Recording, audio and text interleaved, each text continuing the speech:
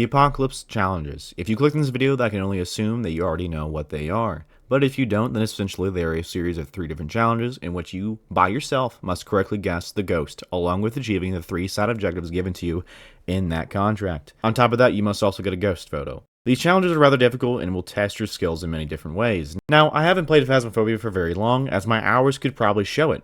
But I love games that provide a sense of challenge, so when I first started getting into the game, I of course noticed the Apocalypse Challenges. I took an interest in becoming good at the game and have put many hours into learning what every ghost does and how to use equipment properly. While I would confidently tell you that on paper I could tell you what every single ghost does along with their behaviors, catching these things in game was rather challenging for me, I would say. But this didn't stop me from continuing on with the game, as it almost inspired me to keep getting better. As time went on, I eventually gathered the courage to attempt these challenges. I started with the first one, of course, and surprisingly, it only took me a measly 3 attempts. Now, for Apoc 2, this was a totally different story, as not only did I not receive any evidence, I also didn't have any sanity whatsoever, which practically means you could get hunted immediately after entering the building. I struggled a lot with this particular challenge, and I will show you some of the clips of the times I got really close but made mistakes and a lot of second guessing myself. In this contract, I knew exactly what the ghost was, which was one of the new ghosts, the Obambo. This ghost wasn't too hard to tell. It appears that every 20-second intervals, it will either become slower or faster, and you can definitely hear it and tell during hunts that it is getting slower or faster. But the reason I lost this one was because for some reason I thought the ghost spawned behind me, which led me to practically running in right to the ghost down a staircase.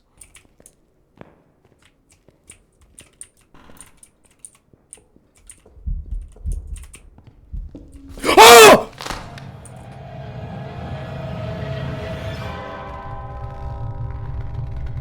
What? What? This was one of the many mistakes that I made during this challenge, as I also had many contracts where the ghost room would be either in the west or the east wings of the asylum, and what would happen in these is either I would just get found hiding in a corner of a room without an incense, or I would miss time it and just die. I sometimes would also accidentally turn on my video camera trying to switch to my incense, which was obviously a dead giveaway and where I'm at. Or sometimes I would just somehow get found out of pure paranormal luck.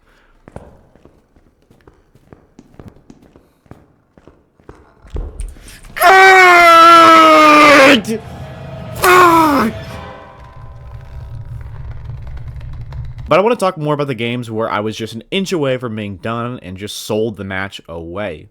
This specific contract, I had a yokai, but I didn't suspect it one bit because for some reason my ass decided it was a good idea to mark off a yokai. But in this clip, I assume that every single one of you can tell it's a yokai within the 10 seconds of listening to it. Come here. Come here. Come here. Come here. Come here. Come here. Come here. Come here. For whatever reason, my knowledge of this ghost even existing went out the window in this 1 hour long run. Also, in the mix of these mess-ups, I didn't really realize that actually looking at the side objectives that you have when you spawn in can actually make a difference in a terrible run or a good one. For example, the objectives in which you have to get the ghost to burn a crucifix or getting 2 audio recordings or even getting a video of the ghost sometimes can burn you to the ground. Other times you can get really simple challenges like getting a ghost photo, which is something you already do, or escaping a ghost during a hunt, again, something you already have to do. In this clip I'm about to show you, the ghost was a djinn, which I already had suspected it to be, but the ghost room was in the basement, and this was 100% a game I should have left, but I didn't. And it made me into paranormal Chex Mix.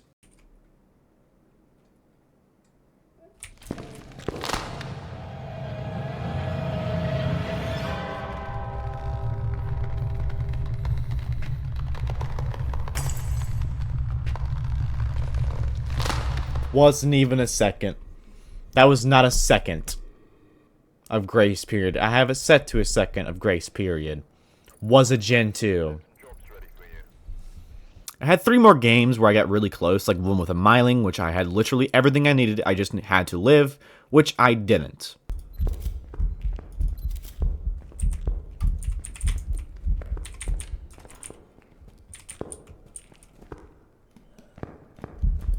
What?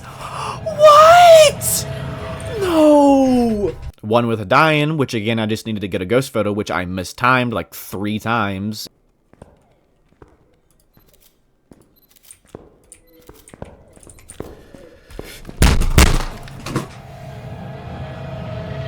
And then also a game where I confused a Thay for Moroi.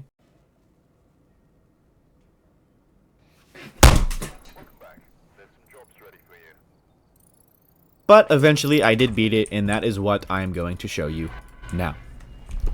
If I didn't die against the Myling, if I didn't die against the die-in, if I guessed the Thay correctly like my gut told me to, I would be done.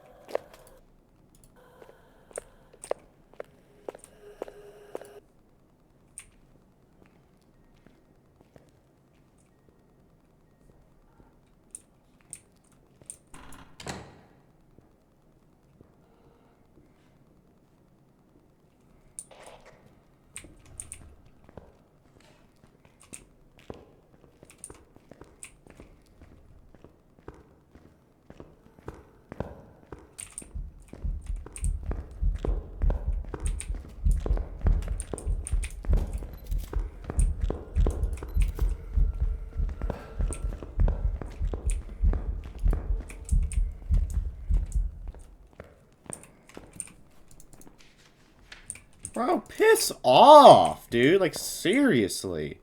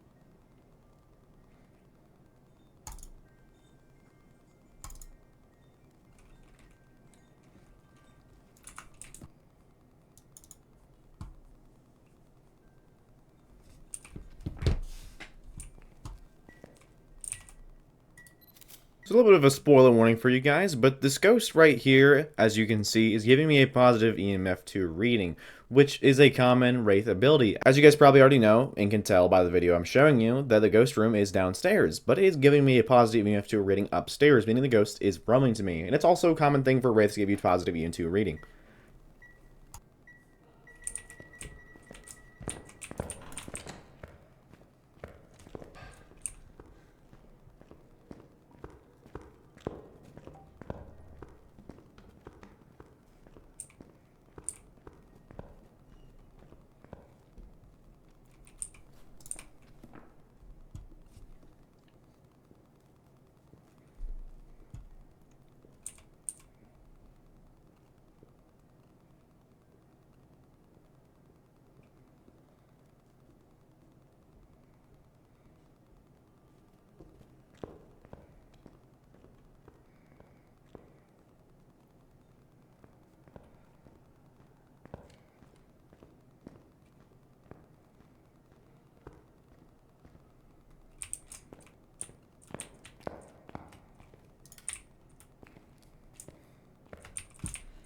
Oh, oh, oh, no way.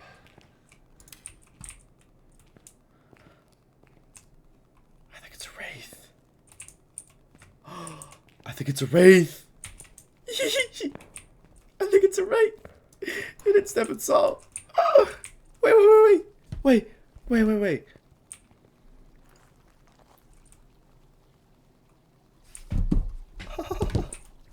Wait. I think it's a Wraith. It gave me an EMF 2. Oh. It gave me an EMF 2 response. Does that mean that... Oh! I think it's a Wraith. Because it went back downstairs and stepped through that salt.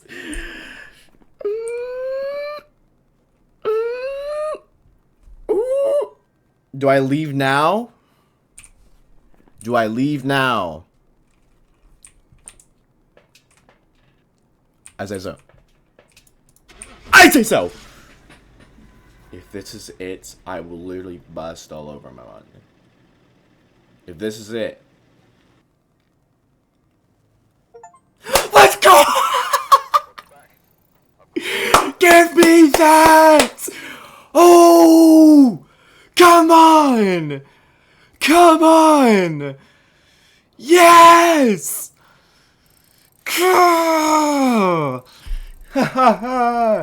Let's go! Let's go! Oh. After a long and dreadful amount of games, we have beat Apocalypse 2. We have beat Apocalypse 2. Oh, let's go, man.